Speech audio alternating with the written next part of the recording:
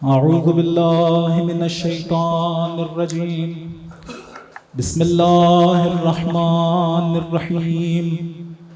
الحمد لله رب العالمين والعاقبة للمتقين والجنة للمطيعين والنار للملحدين، ثم الصلاة والسلام على أشرف الأنبياء والمرسلين شفيع المذنبين نبينا أبي القاسم محمد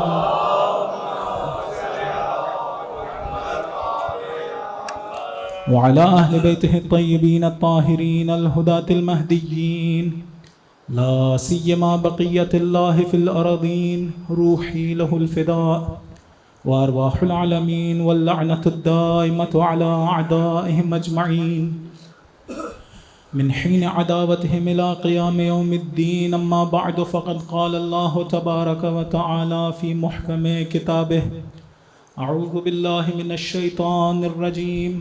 قل لا أسألكم عليه أجرا إلا المودة في القربى. صلوات پڑھ دیں محمد.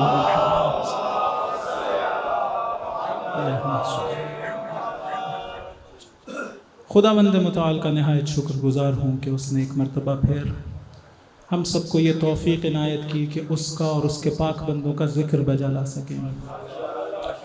دنیا کی مختلف مشغولیتوں سے، مصروفیتوں سے اپنے آپ کو نکال کے اپنا تعلق اور رشتہ خدا اور اہل بیت علیہ السلام سے دوبارہ جوڑ سکیں. ایک مرتبہ اپنی پوری توجہات دوبارہ خداوند متعال اور اہل بیت علیہ السلام کی طرف مبذول کر سکے. خدا کی بارگاہ میں دعا ہے کہ ہماری اس عبادت کے لیے جو خلوص درکار ہے، اس کی قبولیت کے لیے ہم سب کو عطا فرمائے، اور اسی کے صدقے سے ہم سب کے، ہمارے بہن بھائیوں، رشتہ داروں، دوستوں، عزیزوں، تمام مومنین کے گناہان کبیرہ و صغیرہ کو معاف فرمائے، اور اسی ذکر کے صدقے میں ہمارے آقا و مولا کی توجہ ہم سب کو عنایت فرمائے. ایک درود پڑھیے محمد و آل محمد.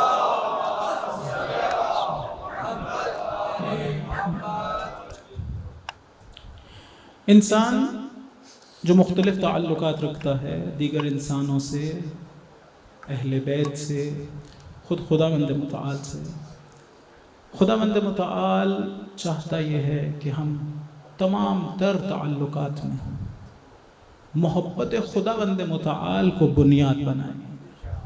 جو بھی عمل انجام دیں وہ خدا کی رضا اور اس کی محبت کی خاطر ہو. اپنے بچوں سے میرا تعلق، اپنی بیگم سے میرا تعلق، دوست سے تعلق، اس سب کی بنیاد صرف ایک چیز پر ہو. وہ کیا ہے؟ وہ ہے خدا کی محبت. خدا چاہتا ہے حتیٰ وہ عبادتیں جو ہم انجام دیتے ہیں، وہ عبادتیں بھی خدا نہیں چاہتا کہ میں بوجھ محسوس کروں اپنے کندھوں پر. نماز پڑھنا میرے لیے ایک مشکل چیز ہو، اسے بوجھ کے طور پہ اپنے کندھوں پر میں تسلیم کروں، اور پھر نہیں. وہ چاہتا یہ ہے کہ میں نماز بھی پڑھوں تو عشق خداوند متعال میں مبتلا ہو کے پڑھوں، عاشقوں والی کیفیت میں جاؤں. جس طرح سے ایک عاشق بات کرتا ہے اپنے محبوب سے، اس طرح سے خدا سے بات کریں. اہل بیت علیہ السلام جب عبادات انجام دیتے تھے تو بربنائے عادت یا بربنائے مجبوری انجام نہیں دیتے تھے. محبت خداوند متعال میں آپ یہ جتنی دعائیں، امام زین العابدین علیہ السلام کا ایک بہت بڑا احسان،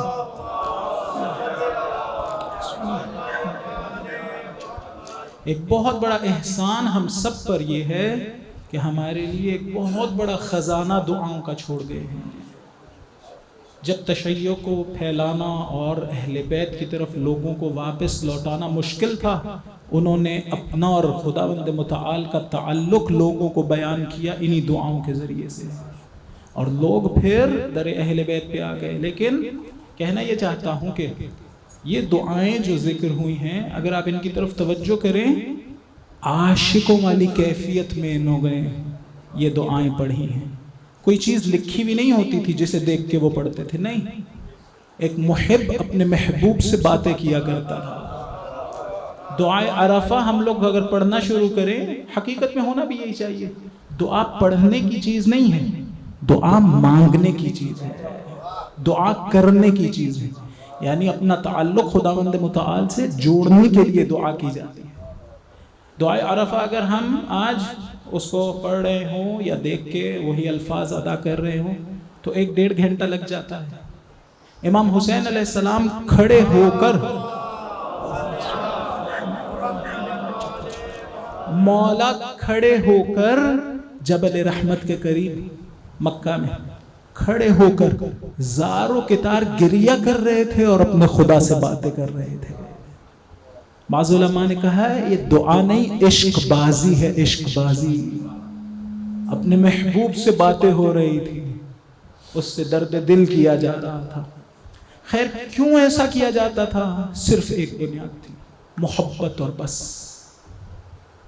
عشق میں مبتلا تھے خدا کے، خداوند متعال کی محبت میں گرفتار تھے، اس لیے کہ کمال معرفت رکھتے تھے خداوند متعال، اسی لیے کمال محبت رکھتے تھے۔ اتنی شدید تھی یہ محبت کہ کائنات کی ہر چیز اس پہ قربان کرنے کے لیے آمادہ تھے۔ کیا کہا امام حسین نے؟ الہی خلقت الخلق ترا فی ہوا۔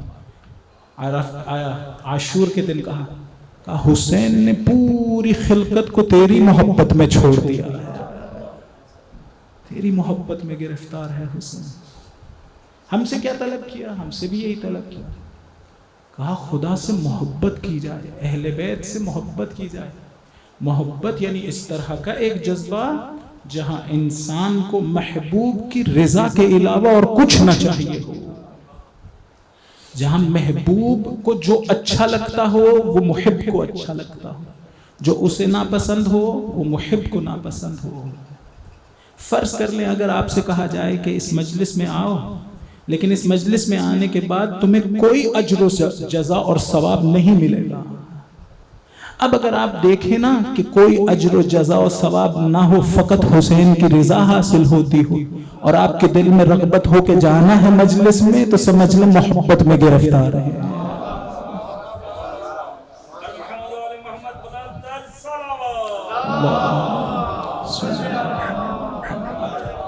محبت میں گرفتار ہو گئے امام حسین کی۔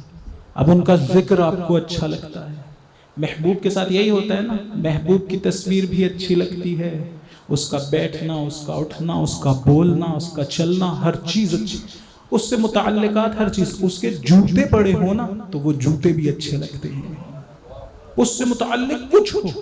یہی ذکر بھی، اگر آپ ثواب کے چکر میں نہ جا رہے ہو مجلس میں، صرف اپنے محبوب کا ذکر سننے جا رہے ہو، جان لے محبت میں گرفتار ہو چکے ہیں۔ صرف دل میں اتنا ہونا کہ میرا محبوب مجھ سے راضی ہو جائے گا، اس کے چند جملے سن لوں گا اس سے متعلق۔ حضرت ابراہیم ایک جگہ پر کھڑے تھے کہ حضرت جبرائیل آئے، کہا سبوح قدوس رب الملائکۃ والروح۔ حضرت ابراہیم نے کہا تو نے میرے محبوب کا نام لیا، ایک مرتبہ اور یہ نام لے، یہ میرا ریوڑ آدھا تیرا ہو جائے گا۔ میرے محبوب کا نام تو لے رہا ہے، نام لیا، کہا یہ باقی بھی دے دوں گا، ایک مرتبہ پھر میرے محبوب۔ کیفیت یہ ہونی چاہیے، دل میں عشق ہو حسین حسین سننے کی، کوشش ہو میں اس ذکر سے دور نہ ہوں۔ اسی طرح سے خدا کی عبادت، خداوند متعال سے محبت میں انسان عبادت کرے، مجبوری میں نہیں۔ کسی انسان کو راضی کرنے کے لیے مجلس میں نہیں جانا چاہیے، یا اہل بیت کو جن کی رضا خدا کی رضا ہے، یا خود خداوند متعال، ایک ہی بات ہے، دو باتیں نہیں ہیں۔ اگر اہل بیت راضی ہیں تو خدا راضی ہے، ان کی رضا کو مد نظر رکھنا چاہیے، وہ راضی ہیں تو بس، اور کوئی آپ کو جزا چاہیے ان سے؟ یعنی محبوب سے انسان یہ مطالبہ نہ کرتا ہو کہ دیکھو میں تمہاری طرح بول رہا ہوں، تمہاری طرح اٹھتا بیٹھتا ہوں، جو چیز تمہیں اچھی لگتی ہے وہ مجھے اچھی لگتی ہے، اس سارے کے سارے اعمال کی اب کوئی جزا مجھے دو۔ نہیں، یہ تقاضا نہ ہو۔ جہاں یہ تقاضا ہو، جان لیں کہ ابھی محبت کامل نہیں ہے یا بہت اعلیٰ درجے کی نہیں۔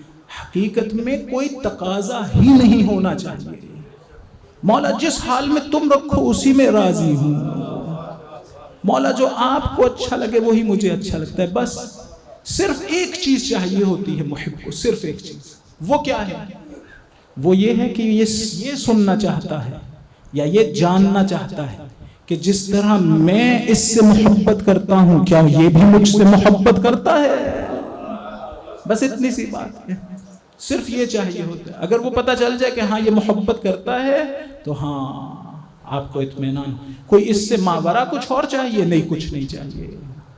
قرآن کی ایک آیت ہے جہاں خداوند متعال کہتا ہے وَسِيقَ الَّذِينَ اتَّقَوْا رَبَّهُمْ إِلَى الْجَنَّةِ زُمَرًا.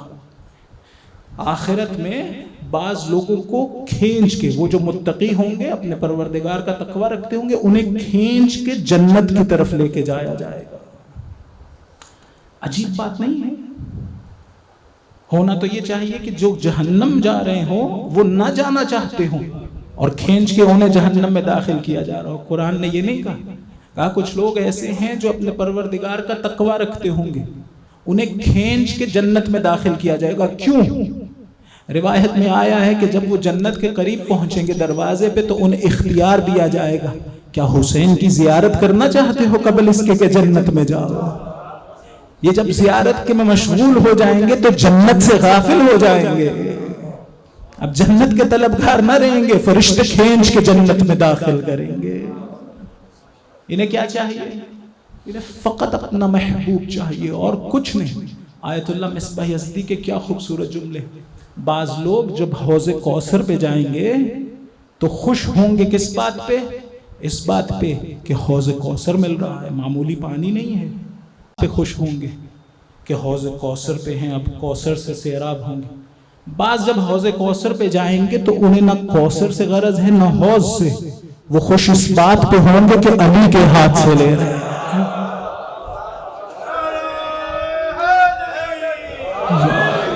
صرف محبوب چاہیے انہیں. آپ ان سے کہیں اس جگہ آئے کیوں ہو؟ آب کوثر کے لیے کہیں گے نہیں، ہم آئے علی کے لیے ہیں، علی کی زیارت کرنے آئے ہیں. خدا نے کہا ایسے عبادت کرو. خدا بند متعال کی عبادت بھی صرف محبت میں ہونی چاہیے. ذکر ائمہ بھی صرف محبت میں. یہ محبت ہے جو ہم سب کو بچا سکتی ہے. یہ محبت ہے جو ہمیں گمراہیوں سے نکال لیتی ہے. یہ محبت ہے جو ہماری نجات کی ضامن ہے. یہ نہ ہو تو ہم نہ بچ پائیں. آیت اللہ جوادی آملی کہتے ہیں اگر ہماری نجات کے لیے خدا نے ہمیں خلق کیا ہے، خداوند متعال چاہتا ہے کہ ہم تکامل تک پہنچے، نجات حاصل کر لیں. کہا اگر اس نجات کے لیے اہل بیت کی محبت سے بڑھ کے کوئی اور چیز ہوتی خدا اسے اجر رسالت بنا دیتا. نہایت اہم چیز ہے یہ محبت. انسان کے دل میں ہو تو اس کی حفاظت کرنی چاہیے. جس طرح سے انسان اپنے پیسوں کی حفاظت کرتا ہے، قیمتی چیزوں کی، اس سے زیادہ قیمتی چیز ہمارے پاس نہیں ہے. پیسوں کی حفاظت، گاڑی کی حفاظت، بنگلے کی حفاظت کے لیے چوکیدار رکھتے ہیں. اس محبت کی حفاظت کے لیے خود چوکیدار بننا پڑتا ہے. ایسے ہی نہیں کہہ رہا. کسی نے معصوم امام سے پوچھا علی کیسے تھے، ذرا ان کے بارے میں بتلائیے. کہا کان بوابن علی باب قلبہ، علی اپنے دل کے دروازے پہ پہرا دیا کرتے تھے، غیر خدا کو داخل ہی نہیں ہونے دیتے تھے.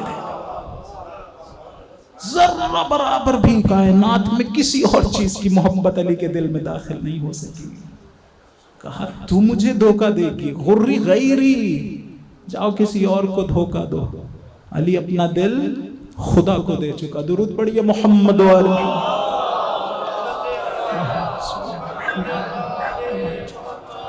بس ہماری نجات کے لیے سب سے اہم چیز یہی محبت ہے. اگر یہ محبت، اس کے میں نے کہا اس کی چوکیداری کرنی پڑے گی. گناہوں سے اپنے آپ کو روکنا پڑے گا، حرام سے روکنا پڑے گا، حرام رزق سے اپنا آپ کو روکنا پڑے گا، ورنہ یہ نکل جائے گی.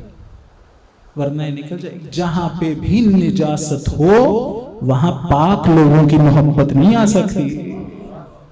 گناہ کی نجاست اگر ہوگی یہ پاکیزگی باقی نہیں رہے گی. خوب سوال یہاں یہ ہے کہ خدا نے کیا کہا؟ کہا ان لوگوں سے اہل بیت کی قربہ کی مودت مانگو. آرڈر کس کا آیا؟ خدا کا. رسول سے کہا آپ ان سے مانگیے. بس یہ جو جملہ ہے نا کہ میں تم سے کچھ نہیں مانگتا سوائے مودت قربہ، ایسا نہیں ہے کہ کچھ نہیں مانگا، نہیں مانگا ہے. لیکن سوال یہاں یہ ہے کہ کیا حضور ہماری طرح سے ایک فعل کو انجام دے رہے ہیں؟ ہم جب کسی کے لیے کوئی نیک عمل انجام دیتے ہیں، اس کے بعد وہ مڑ کے ہم سے پوچھتا ہے کہ قبلہ آپ نے ماشاءاللہ بڑی زحمت کی، بتائیے میں آپ کی کیا مدد کر سکتا ہوں؟ تو میں مڑ کے انہیں بتاؤں کہ اچھا میں تو یہاں سے جا رہا ہوں، میرے لیے تو آپ کچھ نہیں کر پائیں گے، ذرا میرے بیوی بچوں کا خیال رکھیے گا۔ کیا یہ کام کیا ہے رسول پاک نے؟ کیا خدا نے یہ کرنے کو کہا تھا؟ ہم باقی انبیاء کو دیکھتے ہیں، سورہ ہود، سورہ یونس، سورہ شورا، وقت نہیں ہے کہ میں تمام سورتوں سے آیتیں آپ کے سامنے پیش کر سکوں، لیکن تمام جگہوں پر ایک مشترک چیز ہے، جس نبی نے اپنی قوم کے لیے کوئی کام کیا تو فوراً سے کیا کہا؟ کہا ان اجریہ الا علی رب العالمین، میرا اجر پاک پروردگار پر ہے، عوالم کے رب پر، عالمین کے رب پر۔ کیا مطلب یہ کہ انہوں نے اپنے تمام تر اعمال اور افعال اور زحمتیں جو اٹھائی تھی کس کی خاطر اٹھائی تھی؟ پروردگار کی خاطر۔ کس کی محبت میں اٹھائی تھی؟ پروردگار کی محبت۔ کس کی رضا چاہیے تھی؟ پروردگار کی رضا چاہیے۔ اجر کون دے گا؟ کہا تم لوگ نہیں دو گے، تم لوگوں سے میں مانگتا ہی نہیں ہوں۔ انبیاء یہ کہہ رہے اجر بھی رب العالمین پہ۔ تو یہ جو خاتم الانبیاء ہیں، انہوں نے کس کے لیے فعل انجام دیا؟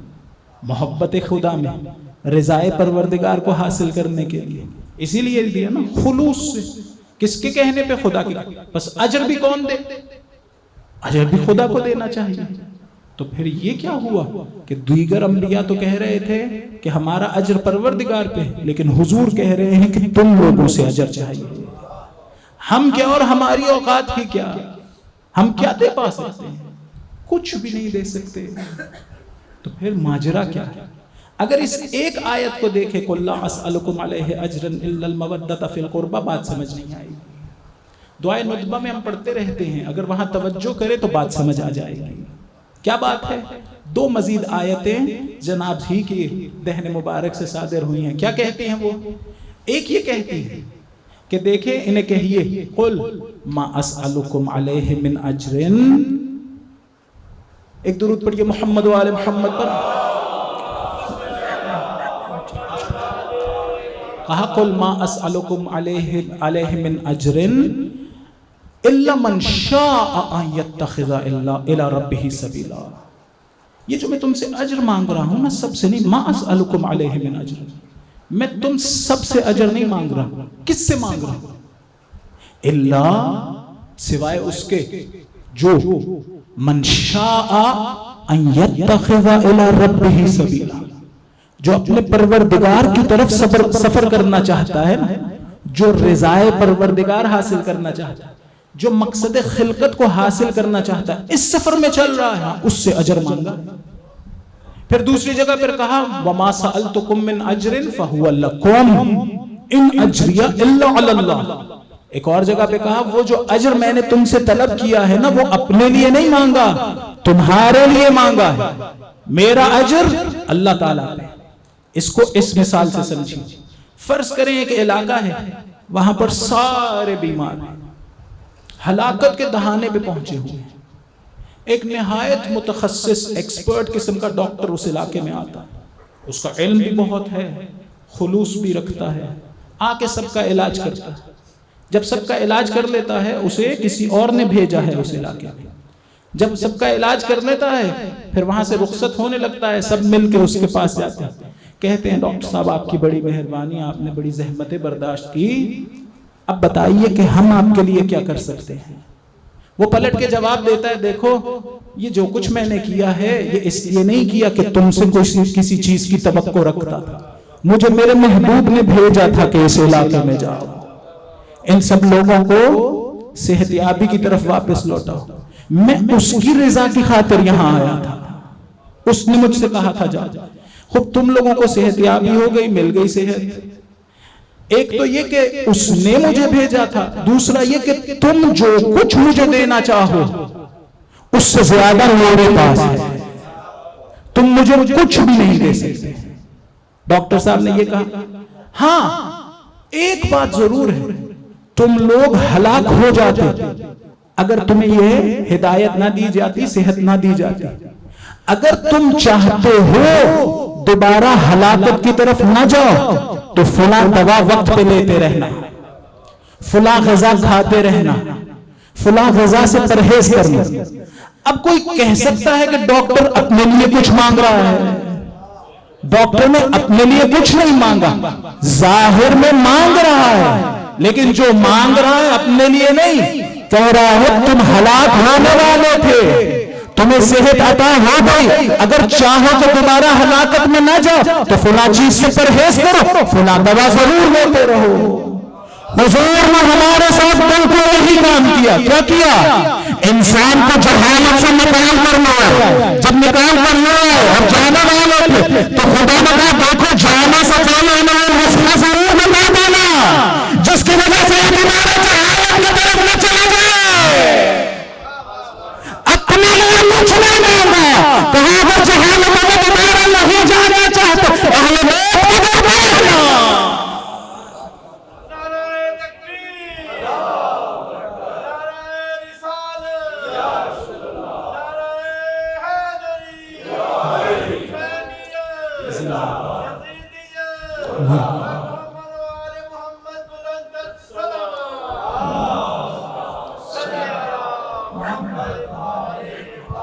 کیا کہا یہ جو اجر مانگ رہا ہوں نا یہ میرے لیے نہیں ہے، یہ تمہارے لیے ہے، تمہیں نسخہ دے کے جا رہا ہوں۔ تم لوگ گمراہیوں میں مبتلا تھے، اگر چاہتے ہو دوبارہ گمراہیوں میں نہ جاؤ، کسی اور کے در پہ نہ آنا، علی کے در پہ آنا۔ ایک اور جگہ پر کہہ رہے تھے لو اجتمع الناس علی حب علی لما خلق اللہ النار، اگر دنیا کے لوگ علی کی محبت پہ جمع ہو جائے تو خدا جہنم کو خلق ہی نہ کرتا، خلق ہی نہ کرتا۔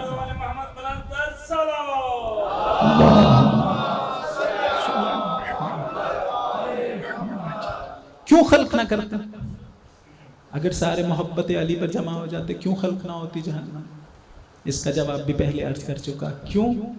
اس لیے کہ محبت ایسے جذبے کا نام ہے جہاں محب کو محبوب کی رضا اچھی لگتی ہو، چاہتا ہوں میرا اس سے وصل ہو جائے، مجھے وہ اچھا لگے جو اسے اچھا لگتا ہے، مجھے وہ برا لگے۔ اگر کوئی بھی اس کیفیت میں آ جائے وہ جہنم میں نہیں جا سکتا ہے۔ اگر لوگ اس کیفیت میں آ جاتے تو جہنم میں نہ جاتے، نہ فقط یہ کہ جہنم میں نہ جاتے، ضرورت ہی پیش نہ آتی کہ جہنم کو بنایا جائے۔ لیکن بات یہ ہے کہ علی کے پیچھے چلیں گے تو یہ کام ہوگا، اس لیے کہ آیت نے یہ نہیں کہا کہ ان سے محبت قربہ مانگنا، محبت اور چیز ہے، مودت اور چیز۔ مودت اس محبت کو کہتے ہیں جس کا اظہار کیا جائے۔ اگر دل میں چھپا کے رکھوں تو یہ محبت ہو سکتی ہے، مودت نہیں ہے۔ مودت تب ہوگی جب میں اس کا اظہار کروں۔ تو کیا مولا نے ہم سے فقط زبان سے اظہار مانگا ہے؟ دل میں کچھ اور ہو، یعنی مجھے کچھ اور اچھا لگتا ہو، علی کو کچھ اور اچھا لگتا ہو، تو کیا کہہ سکتا ہوں کہ حقیقی محبت ہے؟ نہیں، ہم سے کہا ہے کہ دیکھو مودت کرنا ان سے، یعنی یہ کہ ایسی محبت جس کا اظہار کرو فقط الفاظ سے نہیں، اپنے عمل سے۔ تم اپنے عمل میں سچے ہو، اپنے عمل میں تمہارا عمل علی کے پیروکاروں والا ہو، ایسا ہو جو تمہارا عمل بتاتا ہو تمہیں علی سے محبت ہے، خالی زبان نہیں۔ لیکن عجیب مصائب ہیں اہل بیت کے، اسی ایک آیت میں مصیبت بھی پوشیدہ ہے، اسی ایک آیت میں۔ امام زین العابدین علیہ السلام نے فرمایا کہ ہمارے لیے اہل بیت کی مودت مانگی تھی نا تو اتنے زیادہ ظلم کیے، اگر مودت نہ مانگی ہوتی، یہ کہا ہوتا نا کہ ان پہ بہت ظلم کرنا، تو اس سے زیادہ نہیں ہو سکتے تھے۔ یعنی اگر امت سے کہا جاتا نا کہ ان پہ ظلم کرنا، تو اس سے زیادہ ظلم نہیں ہو سکے تھے۔ رسول نے تو مودت مانگی تھی، رسول نے مودت مانگی۔ حق ان ہستیوں کا یہ نہیں تھا کہ ان کے ساتھ اس طرح سے برتاؤ کیا جائے، حق یہ تھا کہ خدا کے سامنے سجدہ ریز ہو جاتے، ساری کائنات سجدہ ریز ہو جاتی، خدایا تیرا شکر تو نے ہمیں حسین عطا کیا ہے۔ حق یہ نہیں تھا، وہ جنہوں نے ہمیں خدا سے بات کرنا سکھلائی ہے۔ کس کو بات کرنے کی تمیز تھی خدا سے؟ دیکھیں خدا نے ہم سے بات کی ہے قرآن کے ذریعے سے، میں بھی تو خدا سے بات کرنا چاہتا ہوں نا، مجھے بات کرنا کون سکھلائے گا؟ اہل بیت کا احسان ہے، احسان ان دعاؤں کے ذریعے سے مجھے خدا سے بات کرنا سکھلائی ہے۔ مجھے بتایا ہے جب اپنے پروردگار سے بات کرنی ہو تو کیسے کرنی۔ دعائے کمیل کے جملے پڑھیے، عاشقوں والی کیفیت ہے، الہی و ربی من لی غیرک، اے میرے پروردگار میرا تیرے علاوہ کون ہے اس کائنات میں۔ عاشقوں والی کیفیت، یہ نہ ہوتے نہ ہم عبادت کو جانتے کیا ہوتی ہے، نہ دعا کو جانتے کیا ہوتی ہے۔ ہمیں یہ معلوم ہی نہ ہوتا کہ خدا سے بات کیسے کرنی ہے۔ یہ ان کا احسان تھا، انہوں نے عبادت کو ہمارے لیے بچا لیا۔ آج اگر یہ نہ ہوتے، منحرف دین کی عبادت ہوتی، ایسے خدا کی جو بالکل وہی کام جو یہود اور نصارہ کے ساتھ ہوا ہے وہی مسلمانوں کے ساتھ ہوتا، منحرف دین لوگوں تک پہنچتا، پھر خدا کی عبادت نہ ہوتی، اپنے نفسوں کی عبادت ہو رہی ہوتی۔ ان لوگوں نے عزیزان اس احسان کا شکر ادا ہونا چاہیے۔ اس احسان کا شکر یہ ہے کہ میں ان کے پیچھے چلوں۔ جناب عمار کو اور بعض جگہوں پر آیا، جناب سلمان کو رسول خدا نے کہا لو سلک الناس وادیا وسلک علی وادیا فاسلک وادی علی خل عن الناس۔ پوری کائنات کے لوگ ایک طرف حرکت کر رہے ہوں، علی ایک اور طرف جا رہے ہوں، کائنات کو چھوڑو علی کے پیچھے چلو۔ کب آخر کس طرح سے شکر ادا کروں گا جب ان کے پیچھے چلوں؟ ایسا نہ ہو میری نماز قضا ہو رہی ہوں اور میں زین العابدین کا ماننے والا ہوں، ایسا نہ ہو۔ علی کائنات کے سب سے بڑے عبادت گزار تھے، بعد از رسول سب سے بڑے عبادت گزار۔ ایک مرتبہ امام باقر علیہ السلام نے دیکھا کہ امام زین العابدین علیہ السلام عبادت کر رہے ہیں، بہت تکلیف برداشت کر رہے ہیں۔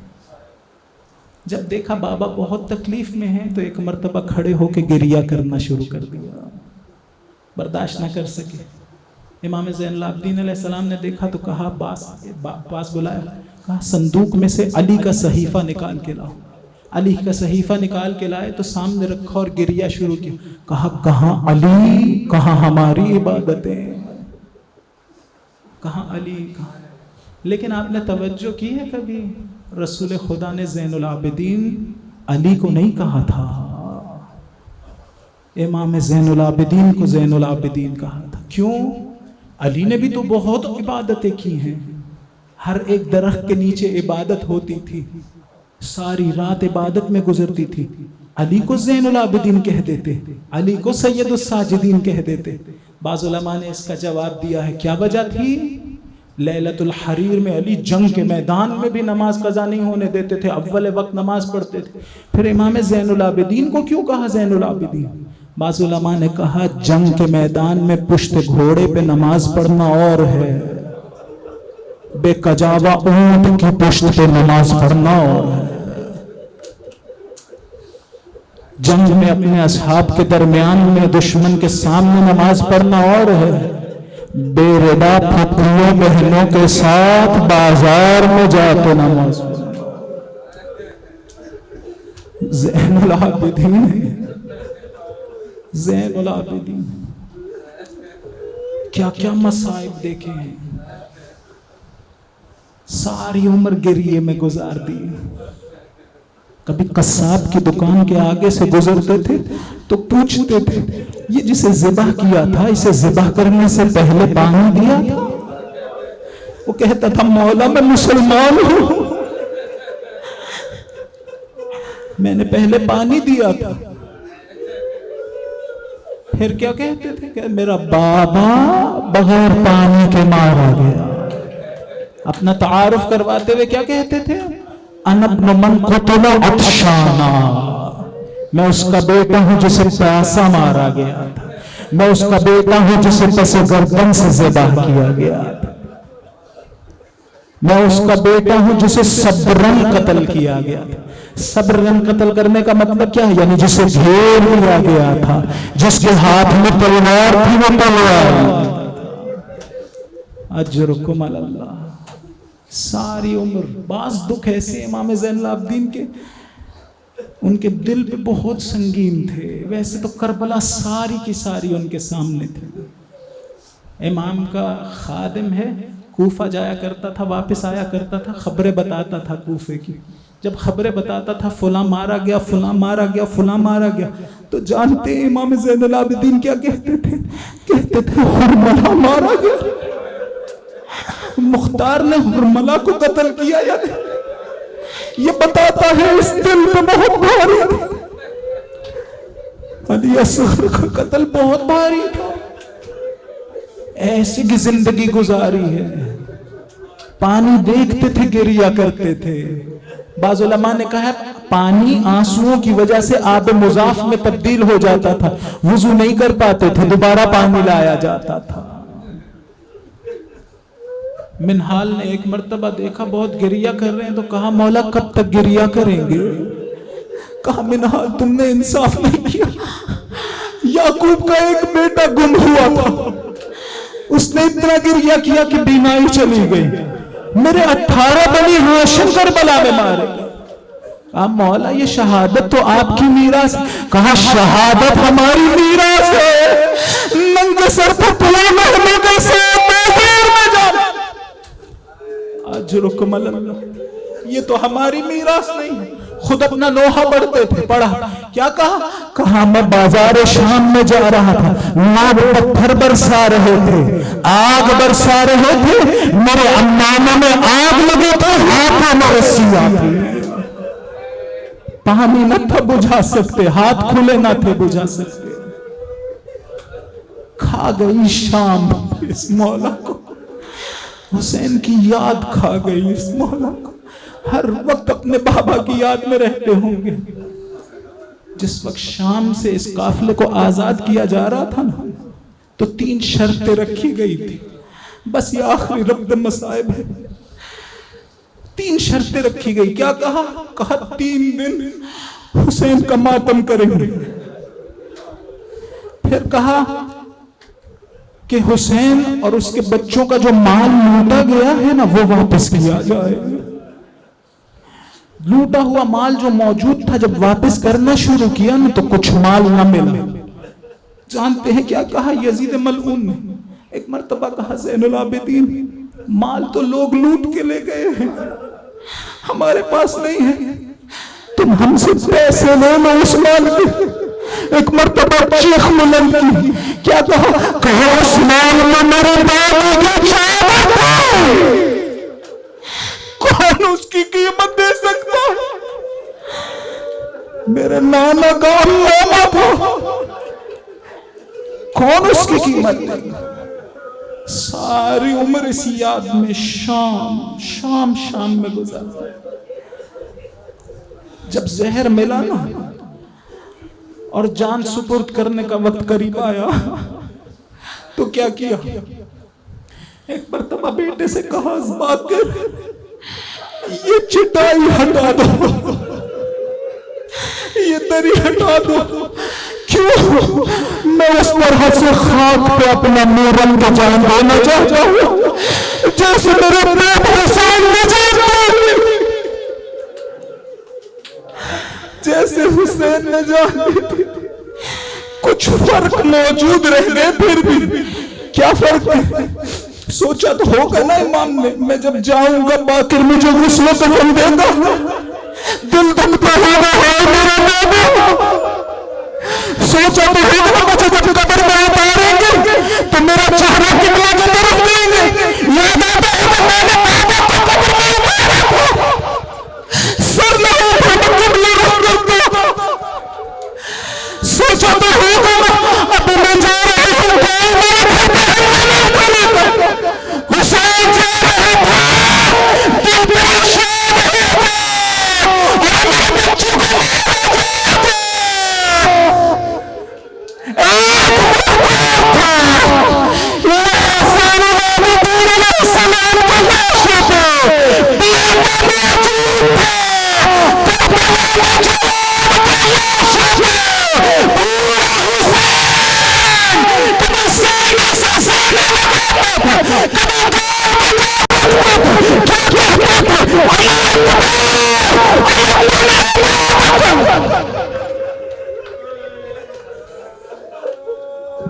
ماتم حسین